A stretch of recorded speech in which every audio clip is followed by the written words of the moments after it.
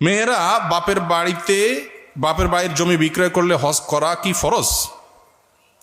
বাপের বাড়ির জমি বিক্রি করলে মেয়েদের উপর হজ ফরজ কিনা বলেন, উত্তর দেন। মুফতি তো আপনারা সবাই একটু আগে তো দিলেন, এখন আর দিবেন না। দেখুন, বাবার বাড়ির জমি বিক্রি করে সম্পদের ভাগ পাইছেন কোনো মেয়ে, যদি সেই টাকা দিয়ে তিনি হজ করতে পারেন, মেয়েদের হজ ফরজ হওয়ার জন্য দুইজনের হজের টাকা থাকা লাগে, নিজের এবং মাহরামের। তার মানে এখন বর্তমান বাজার অনুযায়ী যদি 6 লাখ টাকা লাগে হজ করতে, তাহলে 12 লাখ টাকার মালিক হলে হজ ফরজ হয়। এখন যদি বাবার বাড়ি থেকে যেই জমি পাইছেন ওইটার ভ্যালু 12 লাখ হয়, তাহলে আপনার উপর হজ ফরজ। কথা কি বুঝাতে পারছি?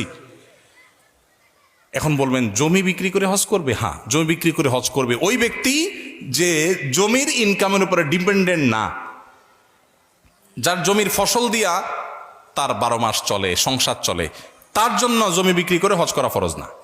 কিন্তু যার জমিটা ফসলি জমির না বা এটার উপর তিনি ডিপেন্ডেন্ট না, তাহলে সেক্ষেত্রে এটা বিক্রি করেও হজ করার মতো সামর্থ্য হলে তিনি হজ করবেন। অতএব কোনো বোন, তিনি কি বাবার বাড়ির সম্পদ পেয়ে ধনী হয়েছেন, নাকি স্বামীর মোহর পেয়ে ধনী হয়েছেন, নাকি বিভিন্ন বন্ধু বান্ধব আত্মীয় স্বজনের গিফট পেয়ে ধনী হয়েছেন, ছেলেদের টাকা দিয়ে ধনী হয়েছেন, ডাজ নট ম্যাটার। দেখার বিষয় হলো হজ করার টাকা হয়েছে কিনা, হয়েছে তারপর হজ ফরজ। বোঝাতে পারছি?